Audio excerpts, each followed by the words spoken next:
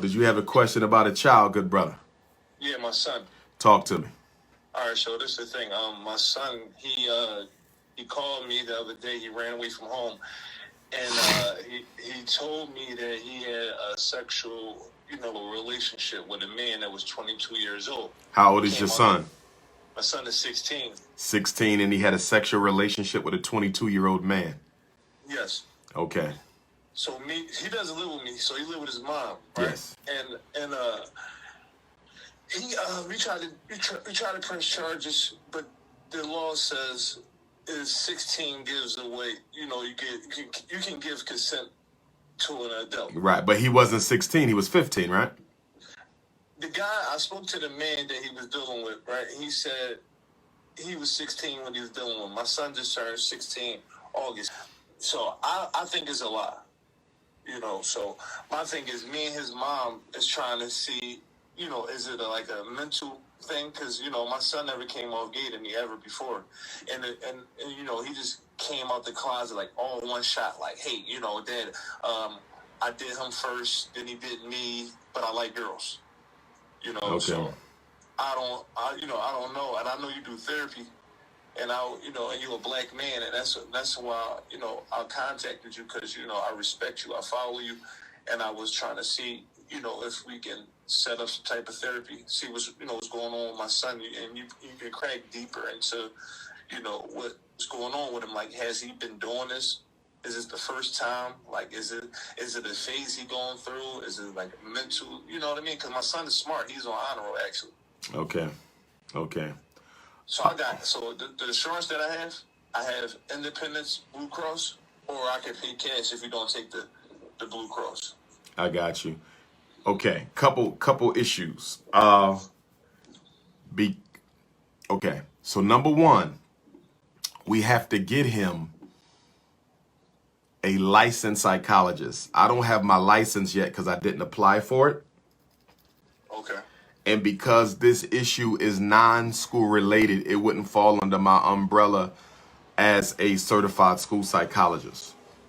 So he has to see a licensed psychologist. Not even as a counselor? 'Cause I know you said, I remember you said something about you was a counselor at a school. Right. But in order for me to counsel him as a school psychologist, it has to be a school related issue. It has to be related to academics in some way, shape, form, or fashion, and this one is not. I have decided I'm going to go ahead and get my license. I have decided I'm going to do that, but that's going to probably be about a year. Okay. So we got to get him a licensed psychologist now. But here's the thing, though, and I have a referral. I have three referrals for you, all of them black men. One of them is an elder psychologist here in Philadelphia.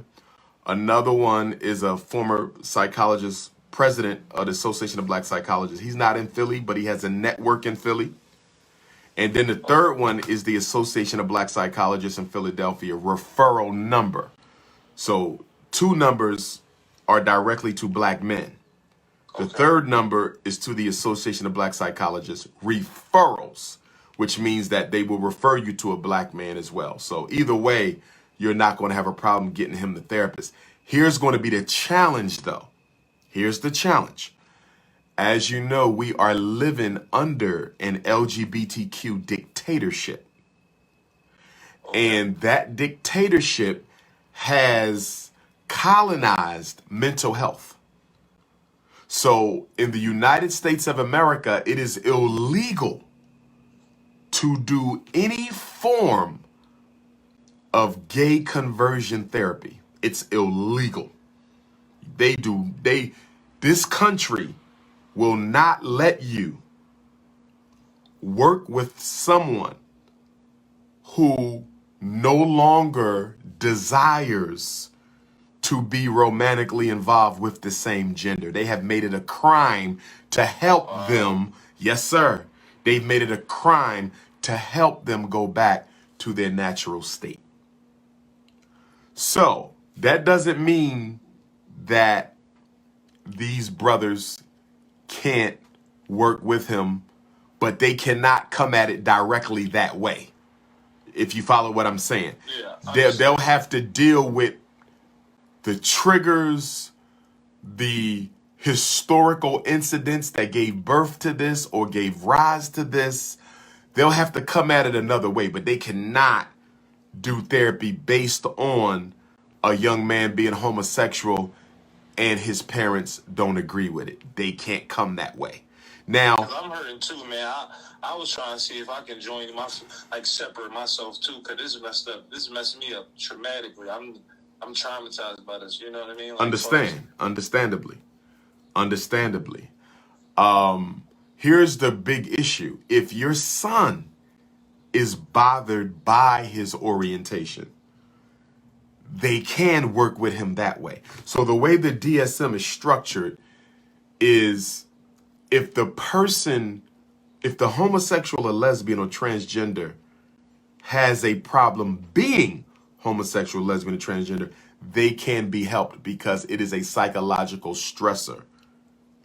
So if it's bothering your son, they can work with him because it's bothering him. In other words, he's saying, I have a problem with that. They can work with him directly on the issue.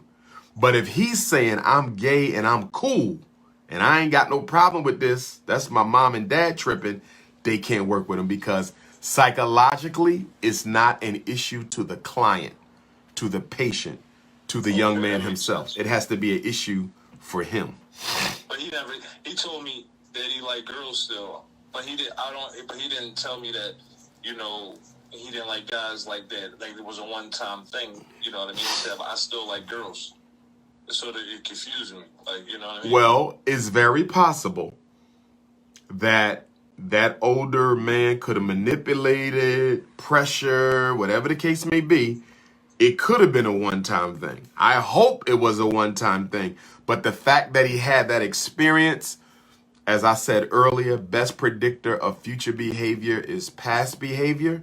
Now that the experience has taken place, that does create a mental framework for it to happen again.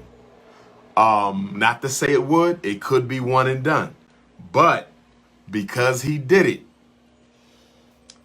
we can never know if he'll ever do it again.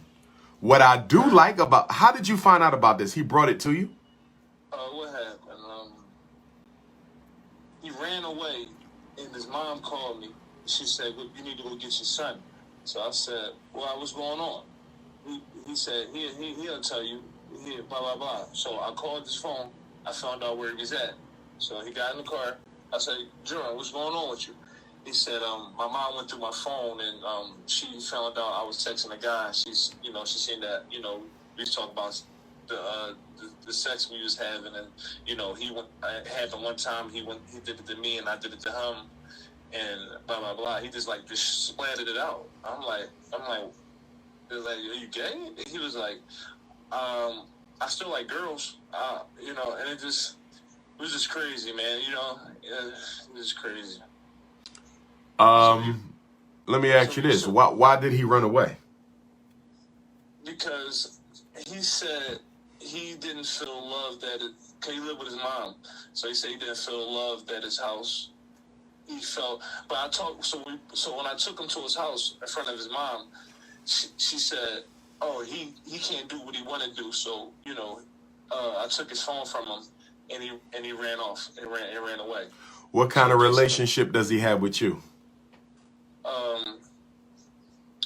Well, I wasn't you know, all the way in his life, right? You know, it was on and off because me and his mom was having problems and stuff like that. You know, child support issues and just a whole bunch of other stuff. So, you know, it was in and out. So we basically, the past year, we was getting closer, rebuilding our relationship. And so I wouldn't say you know, we super close, but it's you know, we I don't know, like a normal, I guess a normal dad-son relationship. Mm-hmm. Okay. Is there a reason why he couldn't live with you? I don't think his mom would allow that. But if he's running away from home, and of course I don't want to get the white man involved in this through the court system, but if you had to go to family court, and Lord knows I hate family court. Me too, man. I was just down there the other day.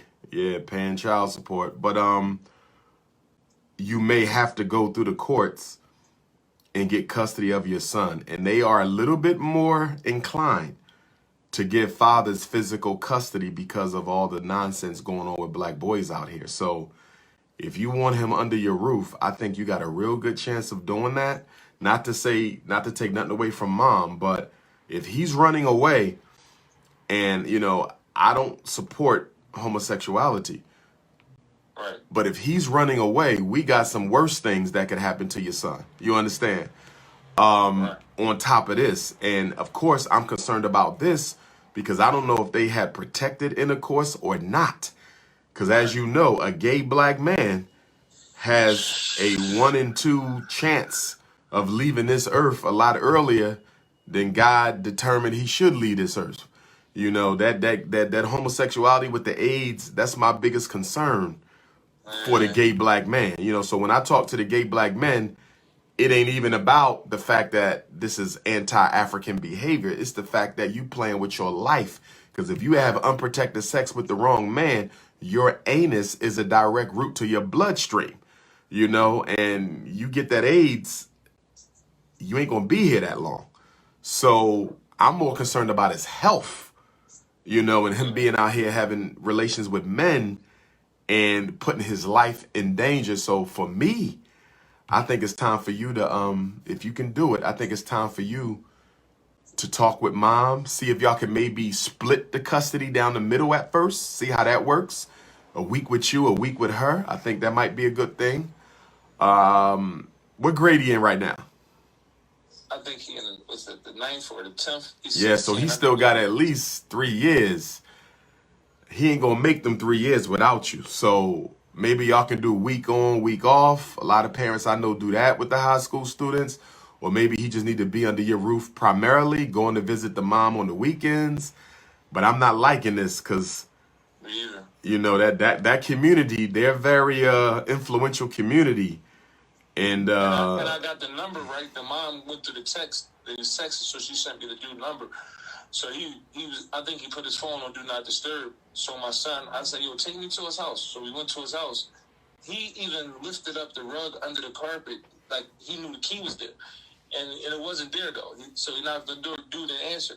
Went to his job, he wasn't there. So I called him, basically asked him, I'm like, you know, like, how long has been going on? He basically said since August, right? Because my son's birthday in August 10th. So he basically tried to cover it up because my son just turned 16. So he basically saying, oh, yeah, it happened since 16. But long story short, I'm like, what up? Damn, I'm my fault, man. I'm just a little messed up about this. No, I understand. I definitely understand. So what did he say? Oh yeah, so I was asking him questions. I'm like, why? How did y'all come about? Oh, he was playing basketball and you just got cool. And I said, yo, he's 16, you're 22. You didn't know that was like morally wrong, even though, you know, he gave you the consent. You know, he's 16. Yeah, I know it was morally wrong, but he was confiding in me. He was telling me he was having problems at home. Now, do you see that right there? That's how it happens. That's how it. He was running away from mom, not happy with that situation. He goes to this older brother, right? This man is like an older brother. You know, he's 16, he's 22. He's confiding in him. He's being his emotional support. This is how they get our boys. This is how they get them. He's confiding in him. And guess what? I've said this so many times. The older guy manipulates the boy and his need for support into a sexual relationship. It happens. This is classic. This is classic. I don't think your son is homosexual. I think he was manipulated into that relationship by this older, stronger man.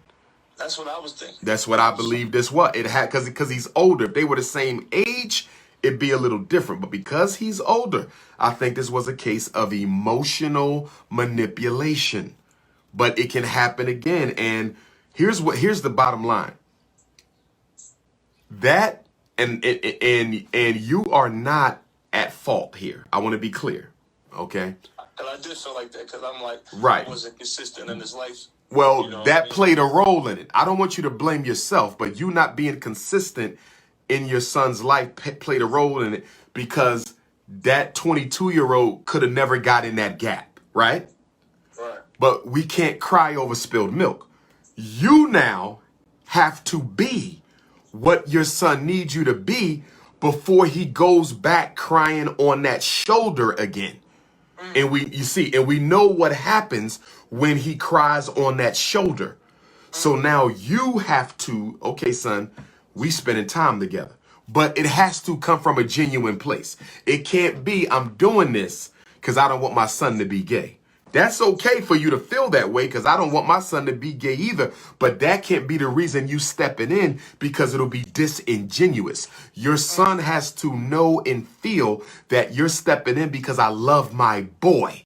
This is my son, and I don't want nobody manipulating him into being anything other than what God intended for him to be. And I've been missing. I wasn't there the way I should have been, but I'm going to be there now. So if it were me, I would look my son in the eyes. This is not your fault. This happened because I wasn't in your life the way I needed to be. And I'm going to start being here now. This has shown me my era as a father. And so now I'm going to be here. But I'm telling you, there's no better way for you to make sure something like this doesn't happen again than to have him under your roof, if that's possible. But definitely, you have to build a stronger emotional bond with your son so he doesn't have a need to go to another male. And don't get me wrong, young black men should be able to come to us. Young black men come to me for support. You see, but it shouldn't get manipulated. And that's a shame because you got all these fatherless boys looking for older men for nurture, for support. And the older men are manipulating it into homosexual experiences. And that's a damn shame. That's on the community right there. We got to do something about that. And basically, more heterosexual men have to step up and be in the lives of our boys because the homosexual men, they're out there. And I'm not saying every homosexual is a predator. I am not saying that. But I am saying that that community is a very influential community. As you see, the media, they own the media. They own, they own the high schools. They own the politicians. What was the first thing Joe Biden signed when he took off? The first day of office. The first day, nothing to do with police brutality. The first day he signed the anti-transgender bill. The first day. So they are political. They can get jobs. They are a very resourceful community. My concern... Yes, sir. My concern with black males. Obama did more for gays than black people. Absolutely. Absolutely. My concern for our boys who are straight and love being straight is that community is so resourceful, academically, politically, economically, that if you are not certain about your manhood, if you are not firm in your heterosexuality, you can be easily led astray by the things they can do for you. That's the problem. And if the black community, if black men don't start creating better opportunities for black boys, a lot of our boys are going to be the unintentional victims of that community because they have so much influence. They are the in thing now. They are the in thing. So if we're not raising our boys with strong identity and giving them strong opportunities so they don't have a need to look at what someone else may be providing them with, we're going to lose a lot more. Your son is an example of what can happen when a straight black boy needs a man to talk to for emotional support and ends up with a predator. I'm not saying all gays are predators. But that man was a predator because he didn't come to him for no sex. He didn't come to him for no homosexual relate. That was a child and you was a young adult. And although it's only like 6 years between them, it's enough. It's enough where you know that what you were doing was inappropriate and not right. You had no business manipulating that young man into a sexual relationship. It's like my fault. It's like really eating me up. It's like... That's why I'm trying to go to therapy too. I understand, brother. It's okay to hurt. It's okay to hurt, brother. Because every time I go to sleep, I just be thinking like, if I was there, man, if I was there, this wouldn't have happened. But his mom made it so hard for me. And I'm not trying to... I understand, brother. I have two daughters. I've been through the same thing with their mothers. I didn't marry the mothers, and they made it very difficult for to be in my daughter's life. I totally understand. You know, I get it, my brother. A lot of women will weaponize the child. They will keep the children from us as a payback for not getting what they wanted from us. I'm going through it right now, so I understand it, brother. Paying child support and not being able to see your child. I totally get it, but you also got to get some therapy, because this is hard for a father to deal with. Because you're dealing with not only the revelation that your son had relations with another man, and the fact that that man, in my opinion, was a predator because of the age difference, and the fact that the young man was only looking for a big brother. He wasn't looking for an older sexual partner. And then you have to deal with the role that you played in this. But you can't blame yourself, though, because all of us are human. We make mistakes. The mother played a role in this. You understand? So, you know, she has as much blame as you do. The black community has blame in this, because we allow this culture to grow up around us and do nothing about it. The black church has been co-opted by this thing, you know, and don't blame yourself, my brother, because if you blame yourself, you can't heal. You can recognize your role in this, so you don't have to be in denial. But at the same time, you got to forgive yourself, because if you don't forgive yourself, you'll never get past this. If you don't forgive yourself, you'll never get past this. So you're going to have to be able, you know, to forgive yourself to move on from it. It's not easy, brother. It's not easy. And this ain't the first time I heard about this. You know, this happens a lot. It happens a whole lot. You know, but what I'm looking towards is the good side. And the good side is you getting involved in your son's life, doing more activities with him. Y'all need to create a regular father-son schedule, whatever that's going to be. You know, you can start off small and then grow. You might say, look, son, every Wednesday night, you with me, 5 to 10. We're going to go to movies, go eat, just walk, talk, get to know each other. Start with one day, because what I always tell parents, it's not the amount of time you spend with the child. It's the amount of attention the child got during the hours you spent with them. In other words, one father gets his child every day, but never pays attention to the child. He got to make a run. He got to do this. He got a phone call. He got to go to the business. The child is physically with him, but he never gets no time with his father.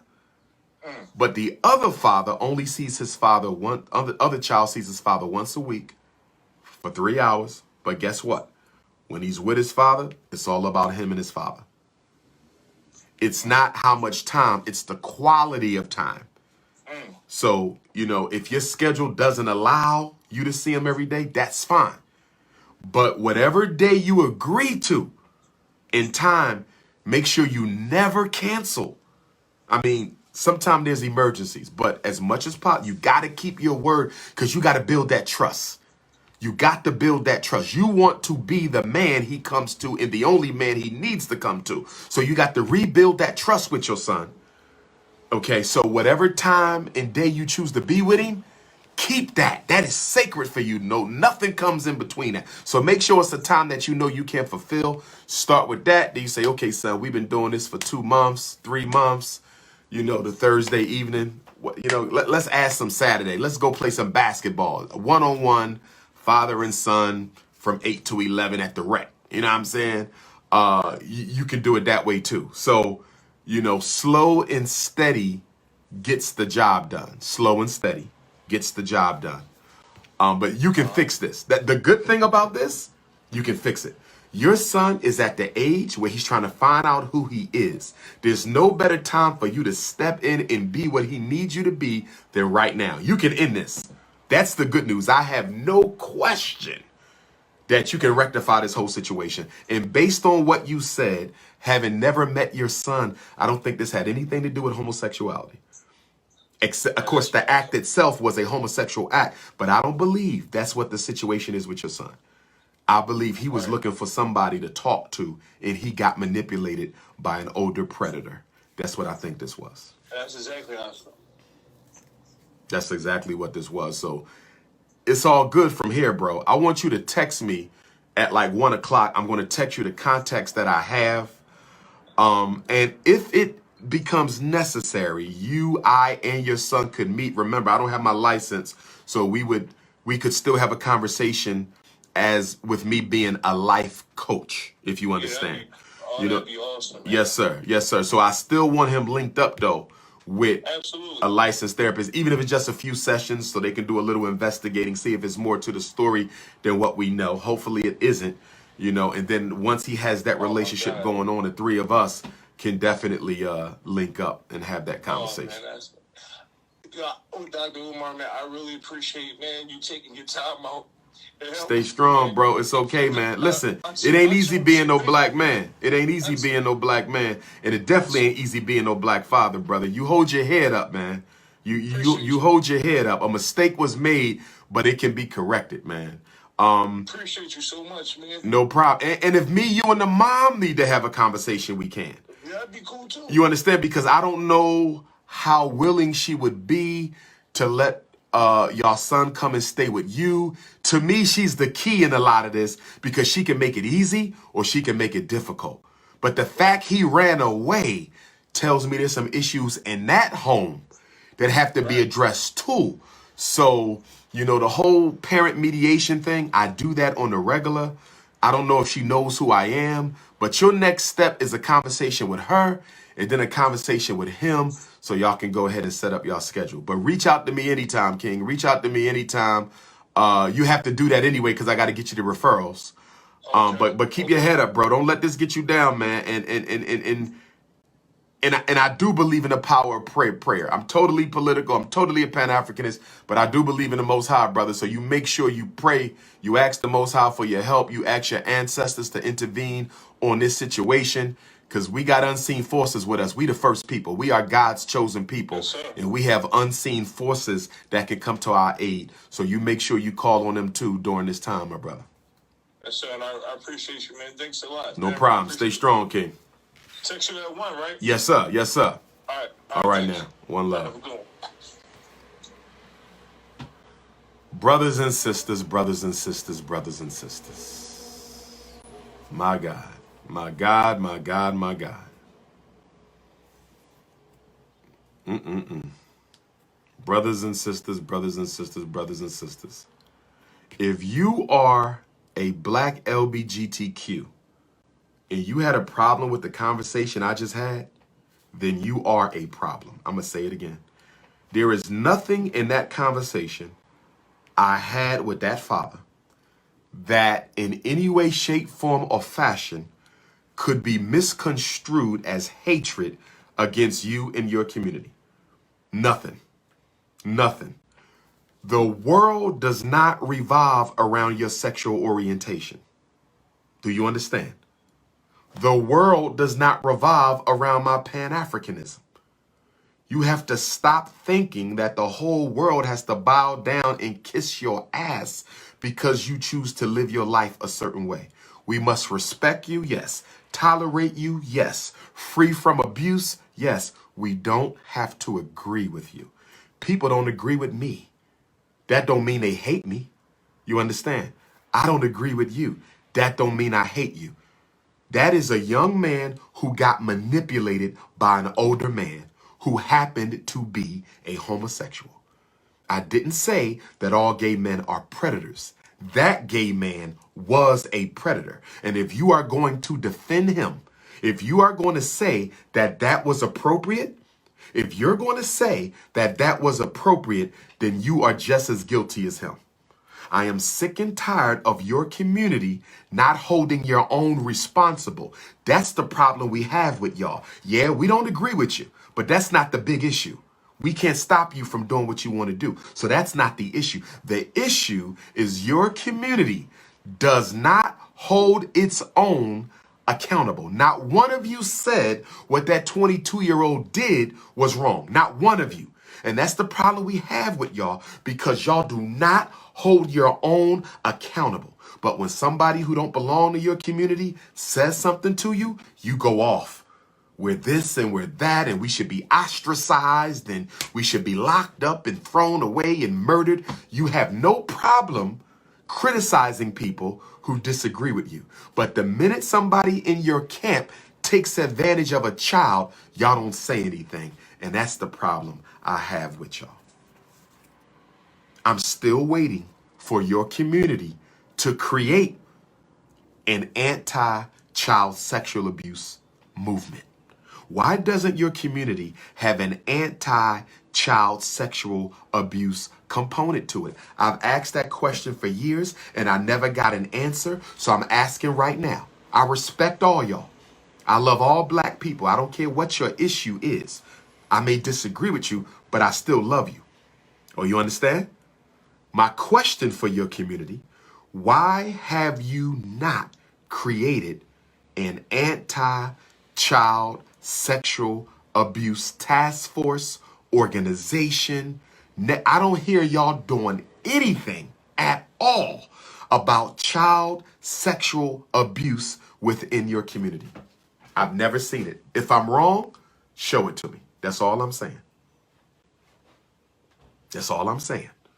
I don't hear y'all doing no type of advocacy to support. What happened to him was wrong.